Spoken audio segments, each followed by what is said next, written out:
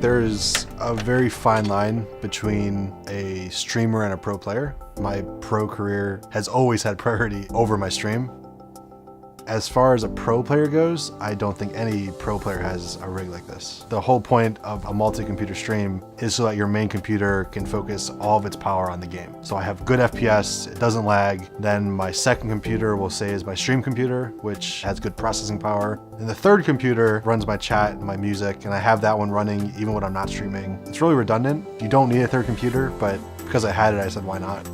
Growing up, it was always my dream to beat him. And I remember one time we were playing Mario Party and I was about to get the golden star. And I don't know why I asked you this, but it makes you confirm, do you want to pay 20 coins or no? I'll never forget, my brother takes the controller from my hand and presses no, and then he wins the game, and I was so mad. I think the point that I started playing less and he just started really surpass me is when we actually got into Counter-Strike. That was his game that he found. After that, there was no more games that were played besides Counter-Strike. I was on like random teams in Counter-Strike. I was playing a little bit more and more. And then one of my friends told me to watch a match between two sponsored professional teams. There's like 30,000 people watching this. I was talking to my friend about it and he's like, yeah, these guys are paid to play. They have sponsors. They travel over the world. Just from that one match, I was like, all right, that's what I want to do. When my parents were still together and my dad's business was doing very well, we had a very nice house in a pretty wealthy neighborhood. I don't know if that necessarily gave me a leg up in anything because by the time I was going to middle school, as far as the economy, Detroit really was at their lowest point. My dad's business was also at its lowest point. People don't want to go to a store and buy a new suit every week. He did not have that silver spoon. His teenage years and going forward, it was not easy. When I first decided to go all into pro playing and streaming, I was working in an office of a concrete plant. It was not something I wanted to do. I had no money. I was going to school full-time, working part-time, and trying to play Counter-Strike. I had a beat-up car, and I had something like $30,000 in student loans. So that was my life. He came to me and he said, I'm going to quit school. I'm going to become a professional video game player. And I looked at him like he had lost his mind. I didn't realize that it would take off that fast. Over the next 2 to 3 years, I was able to pay off all of my student loans. Cloud9 was my first salary team. They were kind of like my brothers. They were the people that I had played CSGO with since the beginning of CSGO. Cloud9 was the All-America team. Those guys are a bunch of great guys. He was having a great time with them, and they had a lot of talent, but they weren't the dream team that Spencer was looking for. We ended up placing last at like 4 events in a row or something, and then Cloud9 just decided to give us a raise. It just felt so wrong to me. It was money that I didn't deserve. We didn't play well, we didn't win anything, and they were giving us more money. When he left Cloud9, I was extremely nervous. He calls me from wherever he is and he tells me he's doing it, and I'm like, oh my God. There were a lot of people, oh, you can't leave them, they're the best. And they were very good.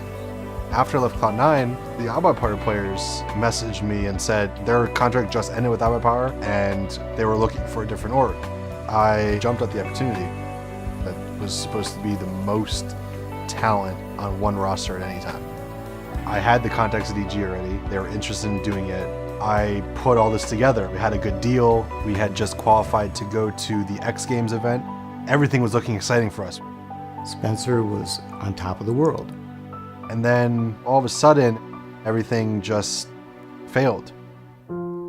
That was a very rough moment for Spence. There was just a point where he just hit rock bottom with that whole ordeal. Do I try to rebuild again? Do I just quit and give up and pursue a different path in my life?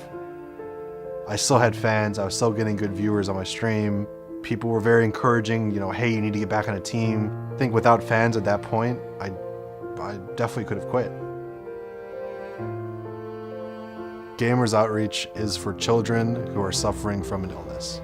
Last year and this year, I went to Gamers for Giving. It's ran by Gamers Outreach. I was live streaming it. People could see me interacting with fans, playing the game, and through a donation link advertised on my stream, people were able to donate whatever they wanted to. What they do with the money is they build this little cart with this huge gaming system. This year, I was able to raise $8,000 in 2 days of streaming, and that went to building 2 full go-karts. That's just amazing. It's been a charity that I've really identified with. Spencer has always been very, very reserved, but once you get him talking about his game, like, oh my God, he goes and goes and goes. At the office for sure, it's on my computer. Oh my God. I cannot control my mom. There's no ifs, ands, or buts. I'm on. I try to tell my mods, hey, instead of banning someone, time them out.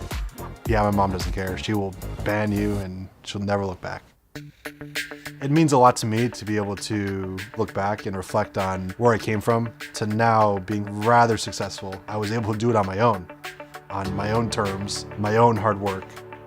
The main motivation to my entire Counter-Strike career has always been fielding the best team I can, making the best decisions I can to make a team that can win.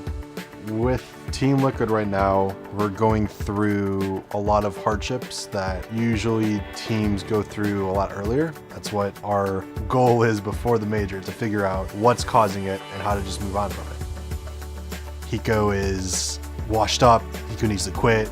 If it was easy, anybody would do it. What is fun for me is overcoming the challenges that I've had and that I'm going through right now. Why are you here as a player? Why is it you and not some random person 10 doors down from you? That's the question that every player should ask themselves. Why is it you? To me, the answer is because it's not easy. It's a challenge. To overcome the people that are hating, to overcome everybody doubting you. That is what drives me as a person. He wants to win. He wants a major, and I don't blame him. He's worked really hard. He's put a lot of energy into this career of his, and he deserves to win.